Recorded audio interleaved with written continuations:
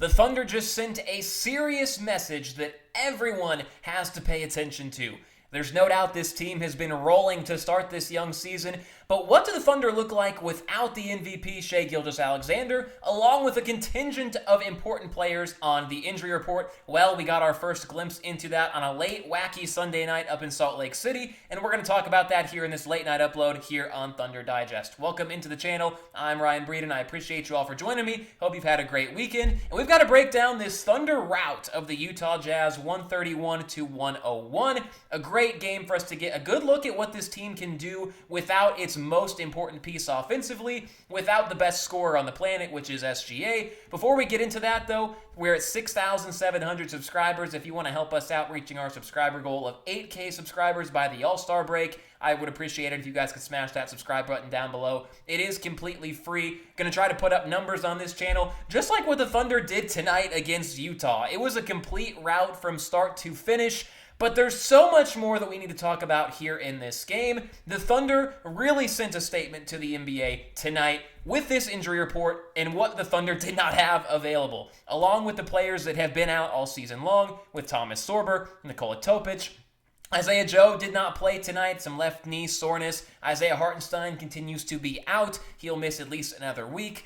Dort still going through some pain with his shoulder that he injured earlier in the season. Alex Caruso had a right quad contusion, so he did not play. And most notably, SGA had left elbow bursitis, just basically giving a designation to him being able to sit out for a game. He's played every single game this season. He's been able to limit his minutes because of the Thunder winning so many games by the time he gets to the fourth quarter by at least 20 points. He'd played in only 11 of the 22 fourth quarters this season, but he got the night off up against the Utah Jazz tonight. So we got to see what the Thunder would look like essentially split in half. You would get SGA out of the game. So we got to see what this dynamic duo could do together without Shai. Obviously, JDub came back for the first time a week ago. Chet, he's been healthy for most of this season, so it's going to be up to those two guys, along with the other available role players, to see what they could put together. And it was nothing short of spectacular. JDub, he's had to kind of stray away from his typical perimeter shot making. He's become a pure slasher so far this season, and he did that in great numbers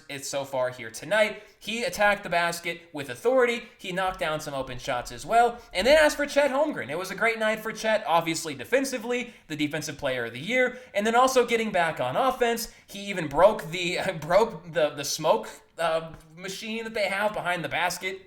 In the third quarter of the game, they had to go without a shot clock for a while. It was just a wacky, weird night up in Salt Lake City that the PA announcer had to literally announce out how much time was left on the shot clock and the game clock for a good portion of this game. Stuff that you see in, I guess, rec ball, stuff that you see in little league kids games when you're watching your son play. But that's what the Thunder were doing tonight. And those two guys, they did their thing. 25 points, 3 rebounds, 8 assists for JDub, over 58% from the field. His most efficient night so far this season. And Chet Holmgren was absolutely pivotal on both ends of the floor. Also had 25 points. He had 9 rebounds. You saw one of his 2 blocks right there. And he was 80% from the floor.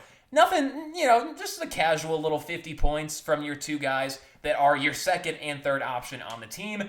It's just insane what the Thunder have here this year. They just have production in droves. They just have an embarrassment of riches, a second and third option that are both all NBA caliber players. Chet has been really good this year, other than his stretch of games he had offensively, really through the Phoenix Suns game. He had a 4 or 5 game stretch where he was struggling to keep his footing. His shot looked kind of flat like he did in the playoffs last year. And he wasn't able to finish as well at the rim, but he's really come back on strong, and they needed that tonight against the Jazz. Chet provided that, along with a contingent of other guys that you needed to come through when you were without basically half of your roster. It was the best offensive night of the season for the Thunder so far, believe it or not. 50% from 3, and that's not in limited shooting either. You see it right there. 21 of 42. The Thunder made 58% of their shots overall, still took care of the basketball without Shai, who we're going to have a video on this later on this week if you're interested, but Going to talk about how efficient Shai has been, not only as a scorer, but also in terms of limiting turnovers as the primary ball handler. With such a high usage percentage, he was out and the Thunder still took care of the basketball. They still out-rebounded the Jazz even without Isaiah Hartenstein. They still played Thunder basketball without those guys that are so important to the brand. And I want to highlight a couple other guys here as well. Obviously, I talked about the big two, JDub and Chet. They did their thing tonight.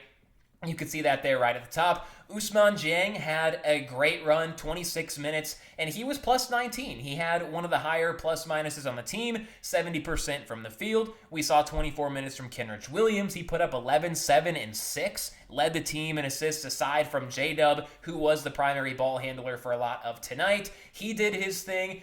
We obviously also got to see Aaron Wiggins go crazy. He was 67% from the field, 19 points. He's going to be a primary perimeter shooter when Isaiah Joe is out. Aaron Wiggins stepped into that role tonight, and so did Brandon Carlson. He was absolutely phenomenal. If there was anyone that I was most impressed with tonight, it was big Brandon Carlson and what he was able to do. The Thunder scored 11 three-pointers in the first quarter, the most that they've had in a quarter in current Thunder basketball history in their era being in Oklahoma City. They were shooting the lights out and the smoke out of the arena tonight, and Brandon Carlson was a big reason for that. And after the game was over, Mark Daigneault even talked about, he was a difference maker tonight. It was really fun to see him do that back in his home state. And Brandon Carlson showed out. It was his best game of the year. I'd argue his best game in a Thunder uniform, at least in terms of the minutes that he was able to get. And I've got to admit this as well.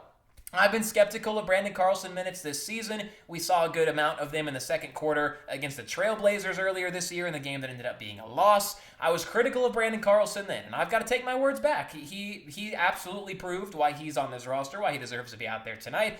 13-6, 55%, was a big difference maker. Ajay Mitchell, he had a pretty quiet night in terms of scoring.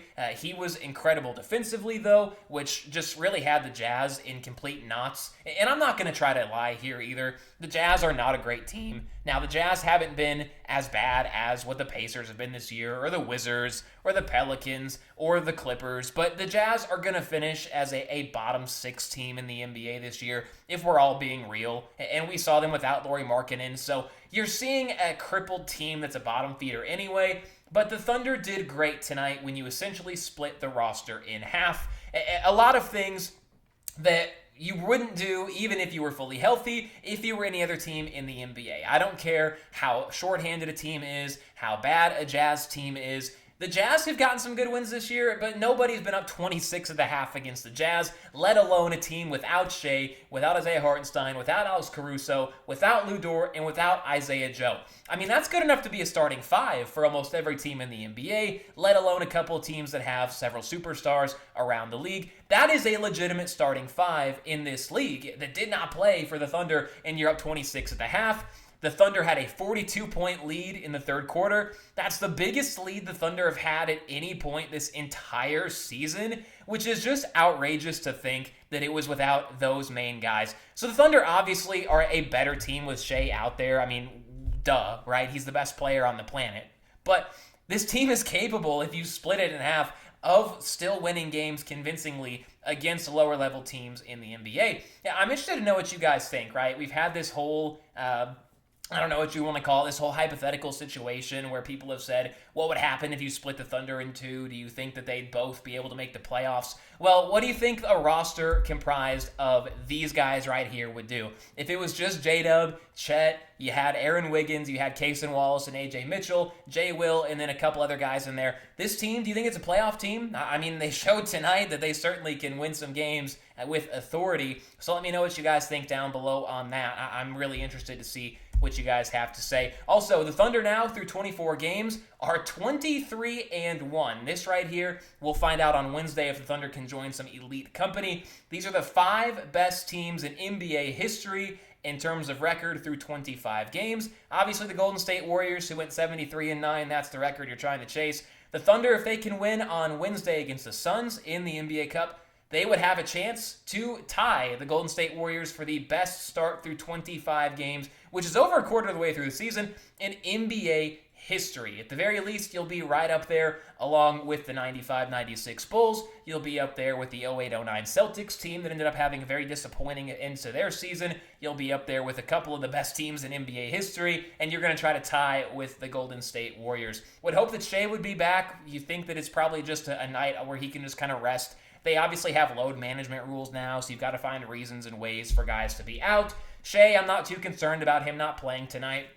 And obviously the guys showed out in every single way. So last thing, 131-101, the Thunder get it done tonight up in Utah. Appreciate you guys for watching here on the video, giving a little bit of a breakdown. Again, Brandon Carlson really shined through. And then the other part of the big three with Shai being out, JDub and Chet, they really carried the load tonight. So it was a fun one to watch. I hope you guys enjoyed this video here as well. Appreciate it if you guys would subscribe down below. Help us hit 8K subscribers by the All-Star break. But until next time, I'll talk to you guys later here on Thunder Digest.